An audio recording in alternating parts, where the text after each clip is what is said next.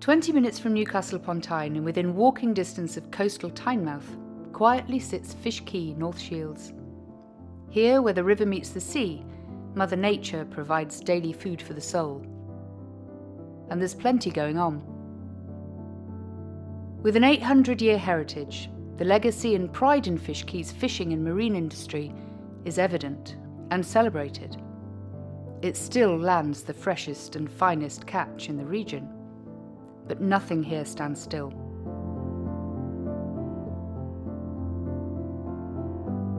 At the very mouth of the River Tyne, the most photographed building on Fish Quay, the iconic ship-like Molten Building, boldly faces the North Sea and all it yields. It's a modern nod to the creative people, the businesses, the artists and the musicians who call this place home. It's been a 12-year labour of love for local architect and glass designer Henry Amos. So I came down here onto the Fish Quay over 20 years ago, and I got involved with a project to look at what the future could be, which is not the first time that here that's what happened. I got to know some of the people here, and that improved the quality and the depth of what I felt about the Fish Quay. The three walls that were here when I first saw it, meant you could almost do anything in one way, but as the old guardhouse, as it was a historic site, it's a scheduled monument, there's loads of surrounding environment to it, and yet the Fish Quay was changing. But all of that offered this potential with this extraordinary site to then say, okay, so what's the 21st century? What's a design for that? Built on 450-year-old fort foundations, it's a melting pot of human ingenuity and cutting-edge design.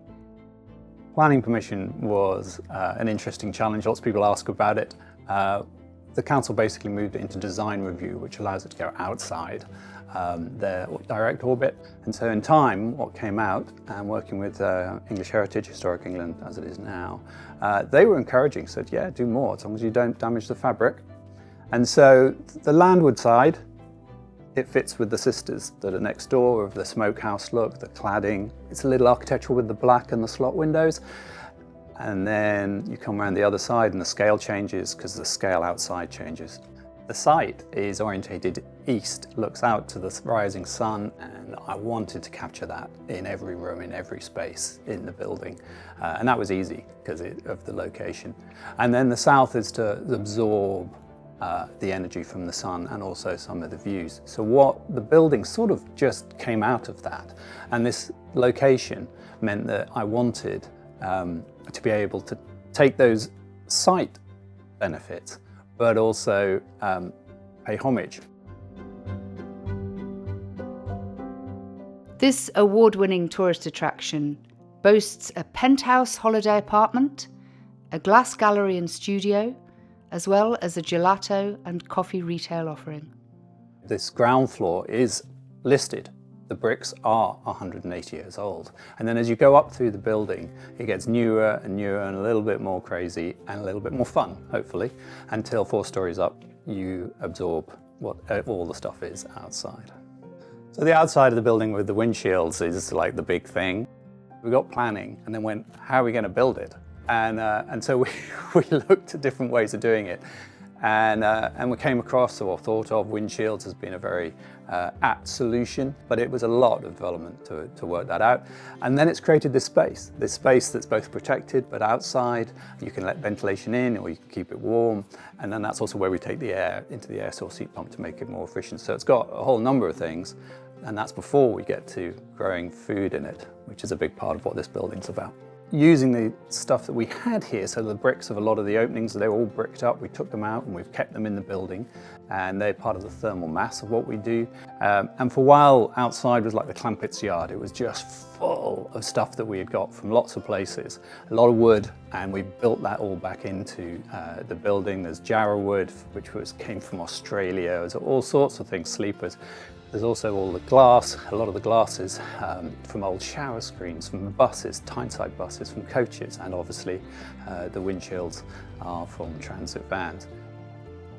For me, it was about the energy of the glass, and that's the energy of the glass pushing out of the building. And that's why it spreads the cladding on the outside. That's why the glass is increasingly going out over the front of the building. So going out to sea, and of course that energy, there was a nod to the fact that it could look like a ship. We've had some fun too, or some difficulty, because we put lights on it that made it look like a ship, and we had a call from the Port of Tyne Authority saying, can you put them out? The systems in the building are numerous, possibly too many, but they really start passively. And that is just working out where the sun rises, how you can absorb the light and the benefit of that light, which includes heat, but also includes the light itself. And I'm, with the glass, very interested in that. And then you move on to saying, okay, how do you capture it for longer? So then, like the bricks from the outside of the building, they're included in the walls. You can't see them, but they absorb the heat and they let it out later in the day. The cladding on the outside, it'll stop the sun in high summer, but in the winter it'll let it in. To the west, once the building's very warm, you stop the heat coming in because you don't want it to get too hot. Whereas to the east in the morning, you want to absorb as much as you can. So the building relates to all of that. The ventilation systems also take the heat out of the waste air and puts it into the fresh air coming in. We know how to build green buildings. We may not do it, but we know how to do it. The question then is, what else are we doing in our society, particularly here? And it turns out that the energy in our food is similar to our energy in buildings. So if we know how to do buildings, let's look at food. What the glasshouse does, it's really like a greenhouse. It gives us a space where we can grow food. So we've had cucumbers in November, and for the cafe we'll be growing microgreens and flavorful little things to show that you can grow them. And then in time, what we've done is we've plumbed the building so that we can have fish on the ground floor. It's called aquaponics. And so basically the fish help the plants grow and the plants clean the water. But what it does is it says, hey, we can do something fresh and exciting, and it's about flavor as well as being on a site with no land. The ground floor was always destined to be a public space, something that would be focused on celebrating human joys and pleasures, a feast for the senses, sounds, touch, taste, smells, carefully procured coffees, and a gelato laboratory that aims to delight everyone. The gelato allowed me a base to get in and then explore flavor, and it's been 4 years of a lot of fun. And then we've also explored the coffee, and we'll be blending the coffee and the ice cream, so you end up with affogatos, but we'll be taking that quite a lot further and exploring what we can do with that with flavor. It has taken a long time to build it, and if I'd known how much effort it was going to take to do, and I have touched almost everything you see in this space, for good or ill, then I think that I'm amazed that I've kept going. So I'm really proud of those sort of things. It's caused more of an effect than I expected, but really location is so powerful that you'd have to be a nincompoop to not come up with something that was pretty good here, because it is such a strong location. But yeah, I think it's great we've reached the end, and I'm even more excited that looking ahead, it's actually going to be more full of life than what we've done for the last 12 years.